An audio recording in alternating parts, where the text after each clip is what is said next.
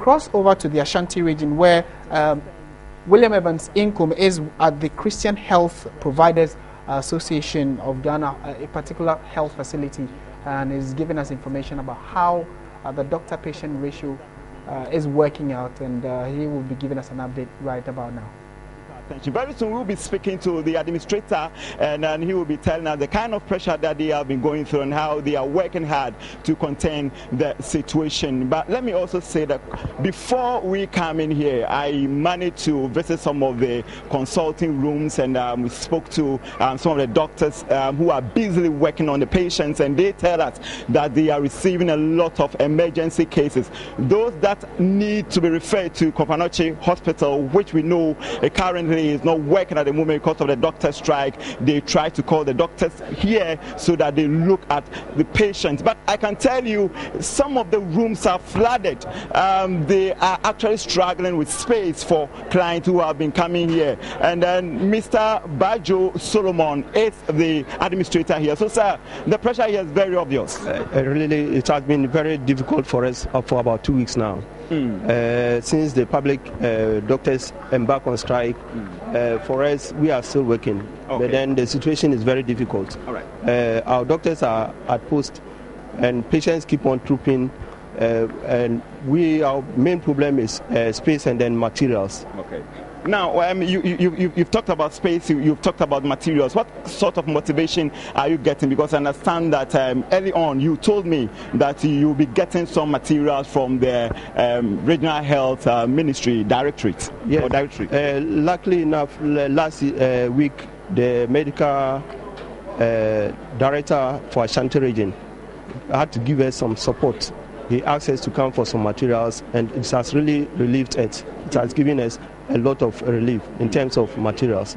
So currently we are coping with the situation. Now that you are struggling with space, how are you containing that situation? Because a couple of minutes ago I managed to visit some of your consulting rooms, and even some consulting rooms have to be improvised. I saw some of the patients lying there. Those that you can't get a room for them, how are you keeping them here? Really, it's very difficult. At times, we have to look for space in some of the walls and then try to stabilize the situation.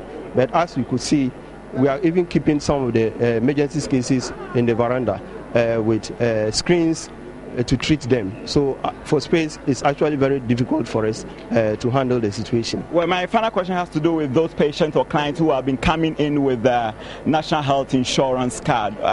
When I spoke to you a couple of days ago on telephone, you were telling me that the scheme still owes you some amount of money. What motivates you to attend to these clients?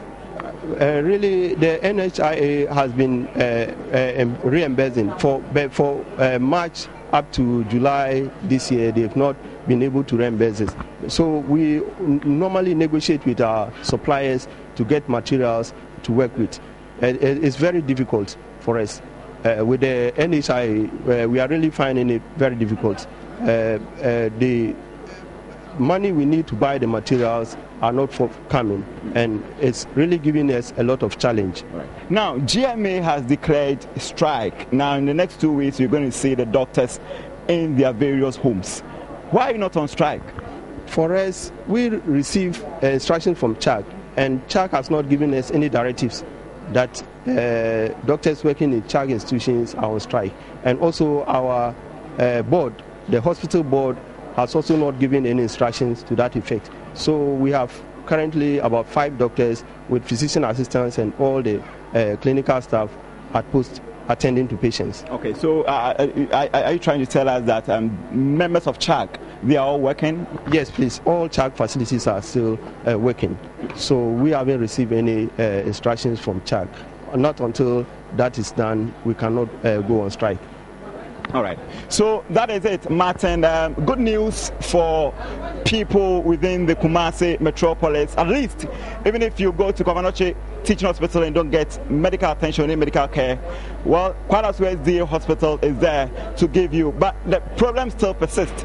lack of adequate facilities to take care of all clients who have been trooping here. We'll be following this particular issue with keen interest. My name is William Ebanting. We'll go back to studios and join Martin Esiedudate for more on Midday Live. Over to you, Martin. Thank you very much, William Evans Inkum, TV3's man on the beat in the Ashanti region.